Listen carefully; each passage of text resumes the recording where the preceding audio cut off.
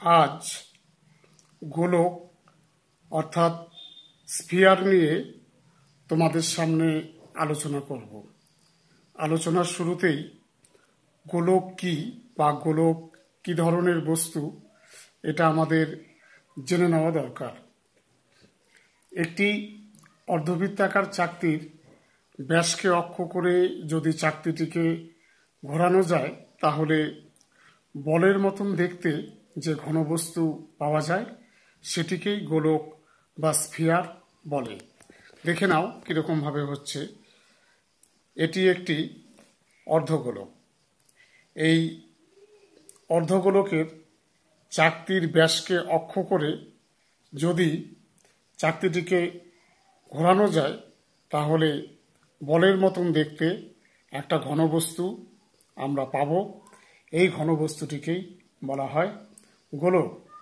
এরপর চলে আসি গোলকের কয়টি তল এবং তলগুলি কি ধরনের। এখানে স্পষ্ট দেখা যাচ্ছে গোলকের একটি মাত্র তল এবং এই তলটি হচ্ছে বক্রতল। তোমরা বাস্তব জীবনে এরকম গোলক অনেক দেখতে পাও, যেমন ক্রিকেট বল, ফুটবল, তারপর খেলার মাঠে লৌহ গোলক, এগুলো আমরা দেখে থাকি। তা এরপর আমাদের জানা দরকার গোলকের সমগ্র তলের ক্ষেত্রফলের সূত্র কি। তাহলে আমরা লিখে ফেলছি গোলকের সমগ্র তলের ক্ষেত্রফল। গোলকের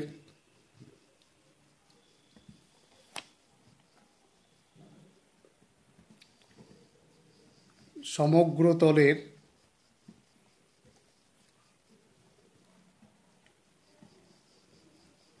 ক্ষেত্রফল সমান 4πr², যেখানে আর হচ্ছে গোলকটির ব্যাসার্ধ।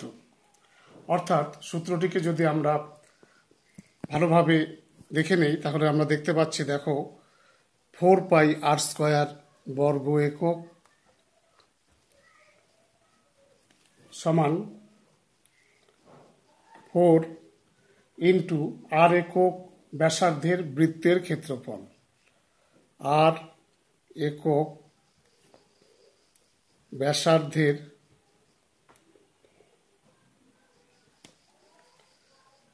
বৃত্তের ক্ষেত্রফল।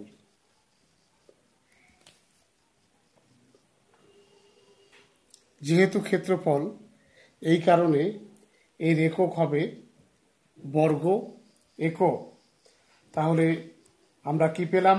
গোলকের বক্রতল বা সমগ্র তল, কারণ গোলকের একটি মাত্র তল, এই কারণে বলা হচ্ছে গোলকের বক্রতল বা সমগ্র তলের ক্ষেত্রফল 4πr²।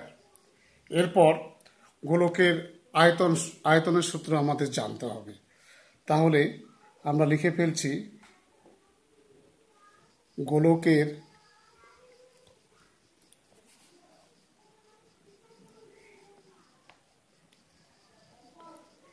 আয়তন সমান সমান 4/3πr³ ঘন একক।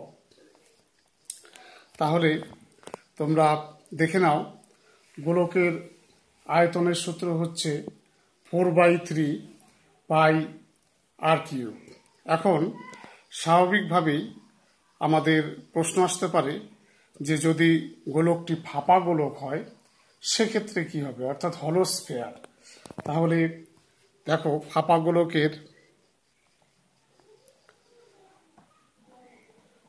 গোলক হলে তার একটি অন্তর্ব্যাসার্ধ থাকবে। আমরা যদি অন্তর্ব্যাসার্ধ স্মল আর একক ধরে নিচ্ছি এবং বহির্ব্যাসার্ধ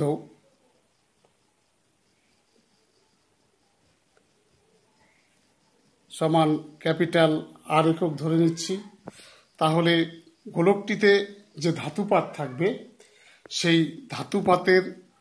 ধাতুপাত পুরু হবে ধাতুপাত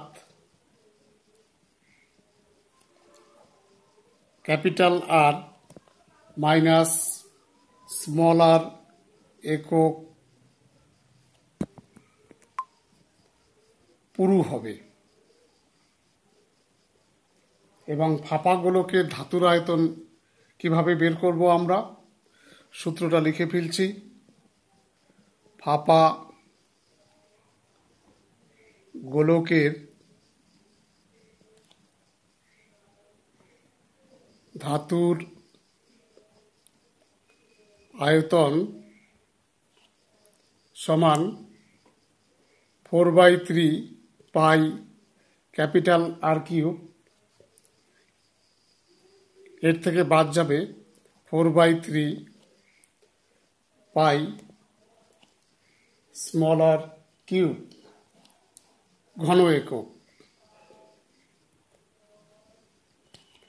যদি এখান থেকে 4/3 কমন নিয়ে নেওয়া যায় তাহলে কি পাচ্ছি দেখো, 4/3 পাই যদি কমন নিয়ে নেওয়া যায় তাহলে এখানে পাওয়া যাচ্ছে capital R cube minus small R cube ঘন একক। তাহলে গোলক সংক্রান্ত আলোচনায় আমরা ফাঁপা গোলকে চলে এসেছি। ফাঁপা গোলকের অন্তর্ব্যাসার্ধ স্মল আর একক, বহির্ব্যাসার্ধ ক্যাপিটাল আর একক যদি হয়, এক্ষেত্রে ধাতুপাত ক্যাপিটাল আর মাইনাস স্মল আর একক পুরু হচ্ছে এবং সেক্ষেত্রে ফাঁপা গোলকের ধাতুর আয়তন বের হচ্ছে 4/3 pi capital R cube minus 4/3 pi small R cube ঘন একক। এখান থেকে যদি 4/3 পাই কমন নিয়ে নেওয়া যায় তাহলে চলে আসছে 4/3 পাই উইদিন ফার্স্ট ব্র্যাকেট আর cube minus small R cube ঘন একক।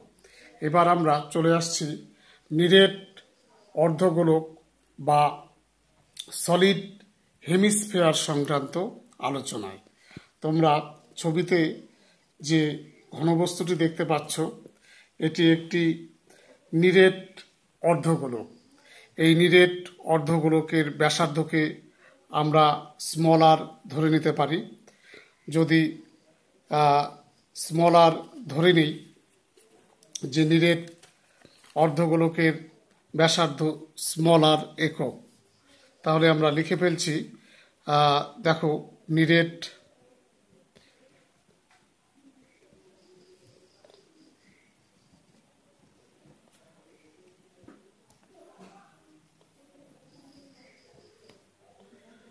অর্ধগোলকের ব্যাসার্ধ সমান স্মল আর একক। নিরেট অর্ধগোলক সংক্রান্ত আলোচনায় যাবার আগে দুটো জিনিস একটু বলে নেওয়া দরকার। প্রথমত এর কটি তল দেখতে পাচ্ছ। নিরেট অর্ধগোলকের কিন্তু দুটি তল, একটি হচ্ছে বক্রতল এবং আরেকটি হচ্ছে বৃত্তাকার সমতল। এটি একটি। আর যদি নিরেট অর্ধগোলক না হয়ে যদি ফাঁপা অর্ধগোলক হয়, যেমন উদাহরণ হিসাবে বাটির কথা বলা যায়, সেক্ষেত্রে এর সমগ্র তলের ক্ষেত্রফল বা ধাতুর আয়তন কি হবে এটা আমরা কিভাবে বের করব। তাহলে আমরা ধরে নিচ্ছি, প্রথমে নিরেট অর্ধগোলকের কথাই বলে নিচ্ছি যে নিরেট অর্ধগোলকের ব্যাসার্ধ ধরে নিলাম আমরা স্মল আর একক। তাহলে নিরেট অর্ধগোলকের আয়তন হবে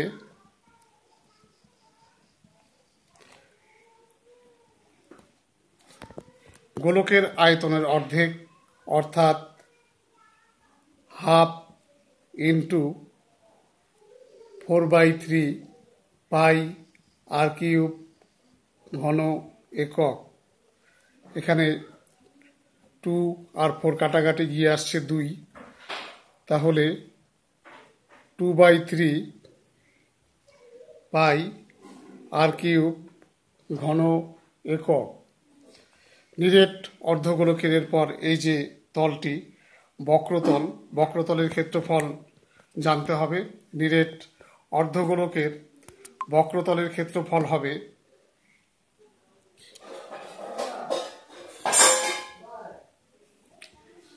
বক্রতলের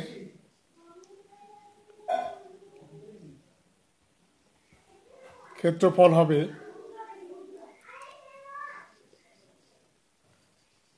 হাফ ইন্টু 4πr², অর্থাৎ 2πr² বর্গ একক।